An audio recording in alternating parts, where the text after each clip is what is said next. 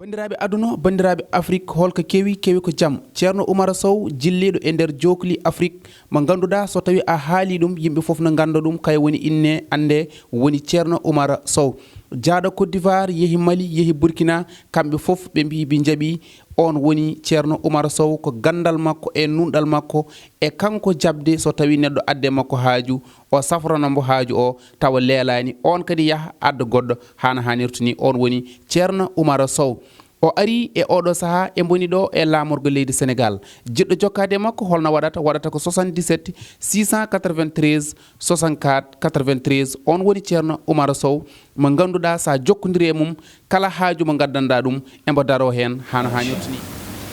Assalamu aleykum bandiraɓe hettiyankoɓe yeeɓiyankoɓe ayaw Piindi TV bisimilla monen ruɓindu jayndeli moɗon weltare min dañi huccide e moɗon oɗo subaka alarba hannde ko wiɗon tan yo Allah waɗan en jaam goto fof salminama e inde kono on manama e jettode serenɓe men jejjitaka hay lawol gotol calminama juurama bertama juuɗe ñagama duwaw yuppoye Sénégal e aduna foof ha oɗo mboros wawa hollude en caggal no subaka fo banimon debbo Aissata Ndiaye hannde noon banum gorko Amadou Moussa Anne ala ɗo kono noon ko jaam tan nangima o woni koye jaam kono noon almudo makko nan ɗo dari ne wiye Moussa Nia bisimilla ma manimba no ceernam heewi wiide assalamu aleykum tawteɓe nder e booleydi kala yeeɓiyankoɓe ayo habrede Piindi TV no mbawɗon wondirde kala min calmini on min juuri min mbi so tawi ko jaam tan finɗon ɗo e lamorgo ngo tentiɗo e Anne Mariste ene wayno ko jaam fini ɗo alhamdoulillahi rabbil alamina jaam pinɗo ɗo min ñaago Allah yo fin toon fina e nder windere nde kala fina kadi kalto ɓiɗo pullo walla kalto ɓiɗɗo Sénégal ɓiɗɗo Afrique naji wawi yebde en kala e sen kay noon tigui Moussa Nia mbattam nguleki ɗe balde tampinani nguleki bon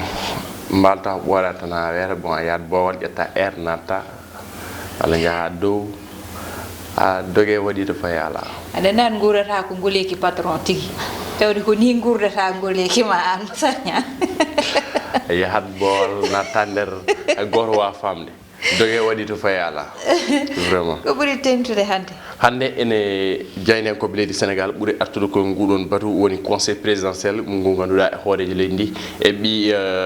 waɗi eɓɓore faade faggudu leydi Sénégal beele kay no dartindum ha no hannirta ni ene wayno ƴetti kay peeje e pellitti ko ma ɗum kokoye jaynenkoɓe leydi Sénégal en batti sawro gumɗo e nder yogue jayndeji kono ɗum tigui ɓuuri tentude e nder jayndeji noon tigui jayde le soleil jayde guendiri udditadama noon tigui no mbiɗa ni jayde guendiri le soleil e gardindi bindol les orientations de Macky Sall ene wayno hoorejo leydi ndi ƴetti kay objectif aji walla mbiyenno fandare e ɓoore ɗe o ƴetti pour gam croissance leydi Sénégal faade kay hitande fande ne wayno koye joyi e piccalla ɗiɗi e kala temedere nde ƴeɗɗa ɗum kay ko eɓɓore croissance manam développement leydi Sénégal ɗo hitande ujunaji ɗiɗi e nogas ɗiɗi woni 2022 el haali pétrole et gaz ɗum ene tawe nder ndeɗon jayde ene wayno koye ha joni hoorejo leydi ndi o holliti e alhaali ɗiɗo toɓoli woni inondation o holliti kay laamu makko waɗi ko ene wayno tuggude hitande ujunere e temedde jeenayyi capanɗe jeegom woni manam gila leydi Sénégal heeɓi jeytare mum ala tigui laamu arngu ɗo e leydi Sénégal wongu ko waɗi ko e alhaali inondation ɗum noon en tawe nder jayde e lo soleil ko amma ɗum ko arti e amnesty fixal e ganduɗa ko jeydenkoɓe pour la presse et tourisme e ɓoore manam hitande ujunaji ɗiɗi nogas ɗiɗi ɗum ne jeeya ko tawete nder jayde guendir nde Aissata Ndiaye jayde quotidien ko addi hande jayde quotidien Macky trouve le vasquin o holliti ha joni ɓe kamɓe jeydenkoɓe le quotidien manam hoorejo leydi plan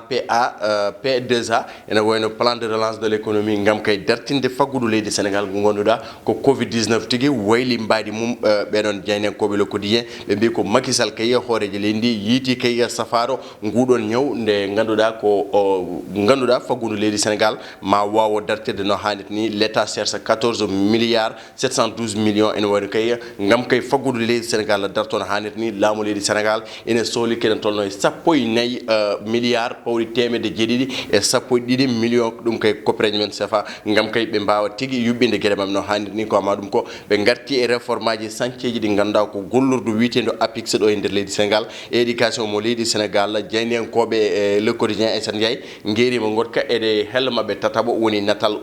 Souleymane Teliko oɗon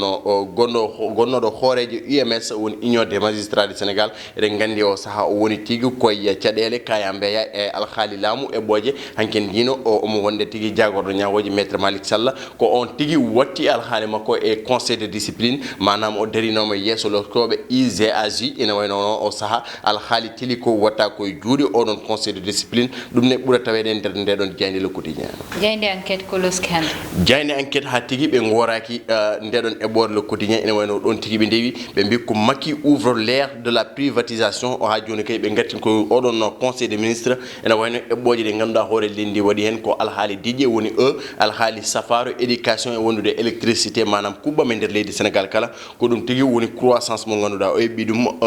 ɗeɗo tigi objectif aji o waɗi faade manam oɗon plan de relance manam ɗo kay hitande ujunnaji ɗiɗi e nogas tati taw leydi Sénégal kala to jiiɗa kay croissance o ene yaare sappo e tati piccal jeeɗiɗi e kala temedere nde jedda woni 13,7% ɗum kay ko mainmise PAP2 ɗum noon kay ko appel au privé o waɗi kay manam ɓeɗon joman jawɗulen en ne garata ballita leydi Sénégal ha wawa faggitade no hannit ni faggudu mum darto no hannit ni ko ma ɗum ko kay e hello mabɓe jeenaɓijo woni page 9 kamɓe haaɓe ene tawe hen kongi oɗon Mansour Faye mo ganduɗa ɗeɗo balɗe teskama kongi mum cowtumami hakkude mum e oɗon Ousmane Sonko o holliti noon kanko manam Mansour Faye hol kongi tigui ɗiw suute faade Ousmane Sonko ɗum ene tawe hello mabɓe jeeneɓa kamɓe jeynenkoɓe enquête jayde las rewi hen jayde las ari koye natal kanko tigui hoɗejo leydi ndi lamtoro Bourguédé Macky Sall Macky redresse le PAP ene wayno ha joni kamɓe kay ɓe garti koye oɗon conseil présidentiel manam relance de l'économie après la Covid-19 mo ganduɗa kay en kalni ɗum joni leydi ndi faggudu leydi ndi wayli ɗum tigui oɗon brosso coronavirus mo ganduɗa uddino yogay fannuji géométrie prix des milliards dans un secteur où il n'y a pas de réforme o holliti kanko hoore leydi ndi o ƴettata tigui koppereje jonde omo waɗa ɗum to ganduɗa ɗon tagui waɗantamo gartam walla watta réforme aji ɗi ganduɗa ko ɗin tigui fandori hen ɗum enen tawe e nder ndeɗon jayde ko alhaali Souleymane Téli ko en tawe e nder hello mabɓe tataɓo kamɓe jayde las Mansour Faye e alhaali mum kañumne président Sonko haala mumen tawi page 8 ndeɗon jayde ɗum ne ɓuuri tentude ko jaydenkoɓe las bindi e o subaka vox populi ko addi noon tigui en kalini joni cowtumami hakkude Mansour Faye oɗon keynum hoorejo leydi ndi ene wayno Mansour Faye salui Sonko ko ɗum ko gardidi bindol jaydenkoɓe vox populi ene wayno ha joni kanko Mansour Faye o holliti ko Ousmane Sonko tigui kañum hoore mum o hollitinomo arde ñagademo ne yiiɗi hebde audience faade président de la république Macky Sall ene wayno noon o hollitiki hayso tawi Ousmane Sonko yeddi ɗiɗon kongi walla yeddino wimo noon omo jogui tigui seedeji ganduɗa ne mbawi darade kañum cetto oɗon alhaali walla mbiyen ko haala ngulka woni hakkude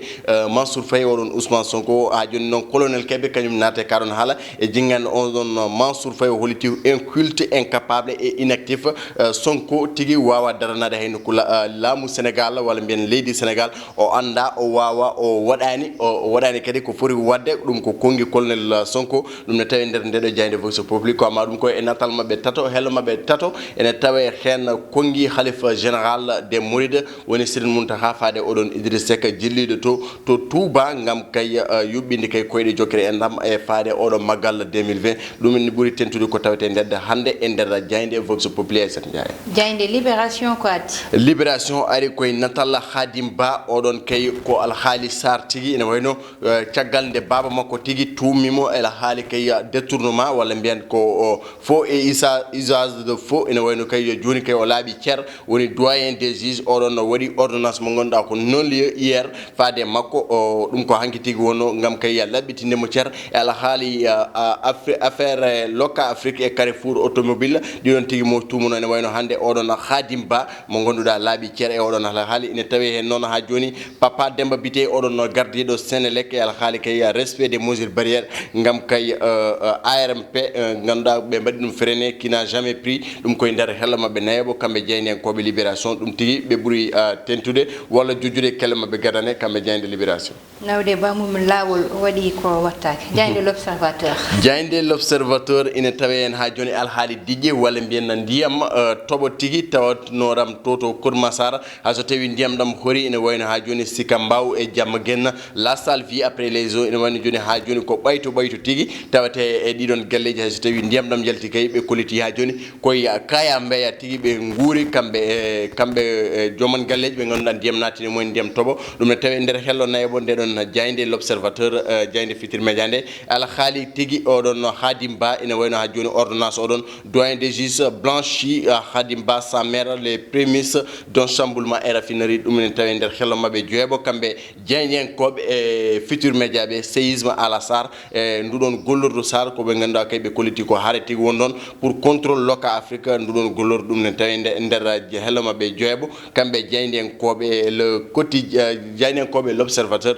ala haali noon Aïda Diallo ina tawi hen kanko e Serigne Saliou Thioune mo ganduɗa jeynenkoɓe lobso politique heya kanko Serigne Saliou Thioune nogas e tati ɗi ganduɗa ko nayyi makko ɗi heɓatno gam maggal Touba ene gujja tigui e natal makko o ine yaade hen e hello mabɓe jeegomo kamɓe jeynenkoɓe e l'observateur jayde stade uddotodama stade ari koye natal gorko mo Bambali 10 mo leydi Sénégal 10 tigui mo Liverpool ɓe kolliti ko 23 buts marqués et 7 passes décisives Sadio terreur du Big Six ene wayno ha joni kidigi Sadio Mané ene jokki wadde golle paydinde toto Angleterre caggal kay doublé makko mo waɗi contre Chelsea e oɗo tigui bi gadano mo marqué contre Arsenal ene wayno ha joni omo jeeye ndiɗon juɓɓudi kay ene wayno oɗo saaha omo dogana walla mbinomo yaɓana jeeyede e meilleur artificier africain en Premier League ene wayno ko natal makko tigui adda e nder ndeɗo jayde hadde ko wamma ɗum ko ɓe gaari natal oɗon Alfred Gomis ene wayno ko tigui ko gardien mo ɓiɗɗo leydi Sénégal pettannoɗo toto Dijon ene wayno kay ko kanko lomtoto tigui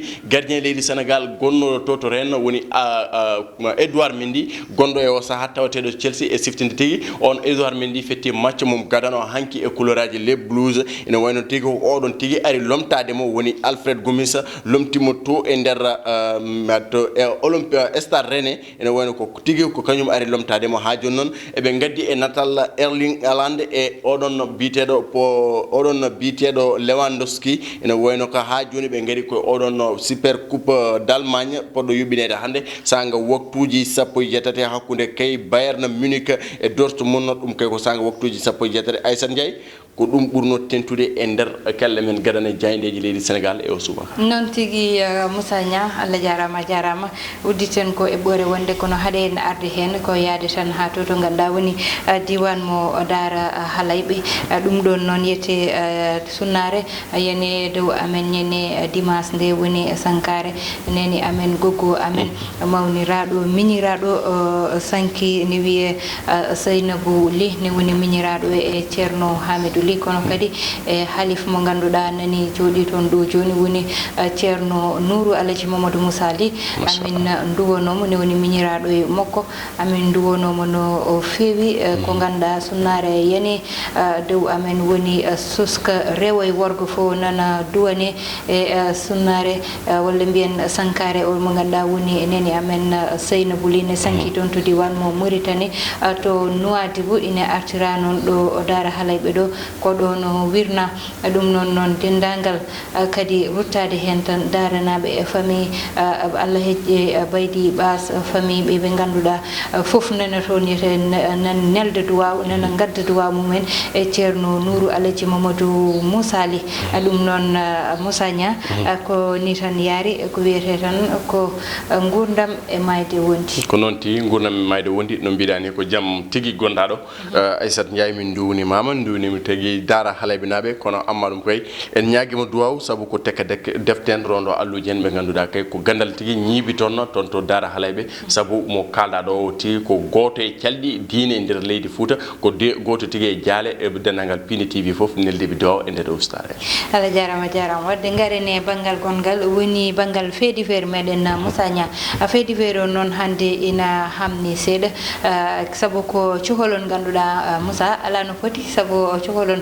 dañ kon duuɓi sappo e tati aɗa andi kon ɗon jibinaka taw kañumen kaɓanno ha goto yuwi goɗɗo o laaɓi saabi haremoɓe noon ine hawni so haalama tema haali joni woni rendiniɓe ko bone kiram aɓe kira moni foni hira goɗɗo o gam lettere mo ganduɗa ete cukalel gorel ngel windi ɗum goɗɗo te ngel ɗon cukalel gorel ala ko dañi sona kañumne duuɓi sappo e joyyi ɓe mbaddi gam tan kiram ma mataw e yidde cukagu ha saabi goto yuwi goddo labi musanya ko woni fone wawno ummitade hen ko ganduda ko cukagu ko wasdi nedi ko bonnude hakkille mum ko bonnude berde mum ko bonnude jikku mum hay goto anda hawnima dal Moussa ko non ti alandi tuba mbiye tout ça qu'a fait le petit morceau la vie sur la tente quoi tuhlel ngel kaltongel wadi ne wadi tongel yidum hande gede kewde gona pinduno jaay sen jaay ene jeya hen de don gede de ganduda ko kanyum tigi mbaydar maadi so habbe 24 sur 24 tuhlel nene télé nene yeba télé te gonda a wata contrôle ni ko yebaro te gonda be don so be madi film aji wala madi certains théâtres uji be madata ko moins de 16 ans wala moins de 18 ans wala moins de 12 ans farani yebde dum non ngoppon bibe mone télé et chaque subaka 13 ans lan 13 ans bon 13 ans jibina ko 2003 manda ko 2007 jibina 2007 mom bon ala nganda ko sañ wala mbiyen ala to tolni sabu yidondirede wala yidde quoi donc 18 ans ni yonani mais je ne comprends pas quoi paraji nan yo battona gilaji no fe bon wadde contrôler bibbe ko barata galle to saku jomun sa neki dum der galle rek woni éducation de base so yalti ben man way deje parce que jikku man way renande ma ngesama quoi min ko dum non ko kala men non tigi kono Moussa nya paraji wala mbiyen jignabe sahane mbada ko poti wadde ko kono sukabe so ndinti ko ngone hakkillaji mumen ko ma Allah faabo koko ganduda yete saha fo yo jignabe jokkune haala ko mbiida joni ko woni teleji di sabo filmaji sukabe jebata ne jebtay mawnira muyen yumira muyen ko filmaji ganduda ko série ji ganduda yete musanya saha fo ko affaire yidde halte hen o yidi o fi o do habama ndah gorko o do nana gila subaka ha hire o yiloto ko peeje ganduda no hebiri gorko wala peeje ganda no hebiri debbo dum don fof ko ganduda musanya fewndani cukolel te fewndani hakkille cukolel place mum ko école yo jangoy so burana ko école tubankore place mum ko jangoyde sabo 13 ans hande ne wawi wadde 6e kono ne wawi wadde CM2 ko fof ko wiye ko cukolel tokosel dum don non ko yewtade sukabe yewtide sukabe e nede sukabe ha wodo ko be kuli musanya sabo jetto labini yuwa gijum on ala ko huli vraiment ko yidi dum e filmaji no bidani ko gondani jeya kadi ko bonni tigri parce que 24 heures sur 24 jomo nene téléji jomo en bon voilà ala ko badara ala ko goloro donc hay so ngarti école en kepani o ngarta école parce que to gonata nder classe doni gonata midiat film o yaranno wolto film o woniri holno kaari wadiri kaari filmaji be buri maîtriser ça ne ganda e jengde mabbe ndedon quoi diku so abe ngoni koy vacances ganda wonde vacances on firtani vers la keji cours de vacances nan non wadde dumen de cours de renforcement di don afray fof en jaako ngonna way wadde men éveiller de conscience jowtitade kadi yewride mon ko heewi sabu cuulel ngel sada joddode yewde makko tan mangonda ma artir haggil makko heewi tongel won cuulel do don haggilo buri waggide kala ko ganduda non sa nanne haggil mum walla ƴeewi nande haggil mum tan ko honara donc ne yayi wodde captain no feewi en jaako gonda ne hirjine ene findina de don gere tigi joddade mum wasa huldema kono kadi wasa suusdema quoi wada ouverture kono kadi wada fermeture côté goto aysan jay dum ne jaako gonda bon so erama tan ne way ne handen walla ne way neden en der rendo men kadi ustanen gere baade ne sabu ko hunde teskane der journaux je amma no so woni bangi godo jomum way wiede ko wada violet taw gonda ko kanyum fudundirebe yidere ko boy andi hol ko woni relation amoureuse di don afraaj donc non ne jaako way bonnude vraiment min ko dum non wono ko jimi ha Allah jara Moussa nya ko do min kadata ko video tan yo Allah faabo en faabo no en besgungu ko bani mon debbo Aissata Ndiaye wonno banum gorko Moussa nya heden no en bangal caméra wo ko Mansour Sow alias Thiata ine wonde mo ganda woni Amadou Touré bangal maquillage o amin jarna hen no fewi kumbis babu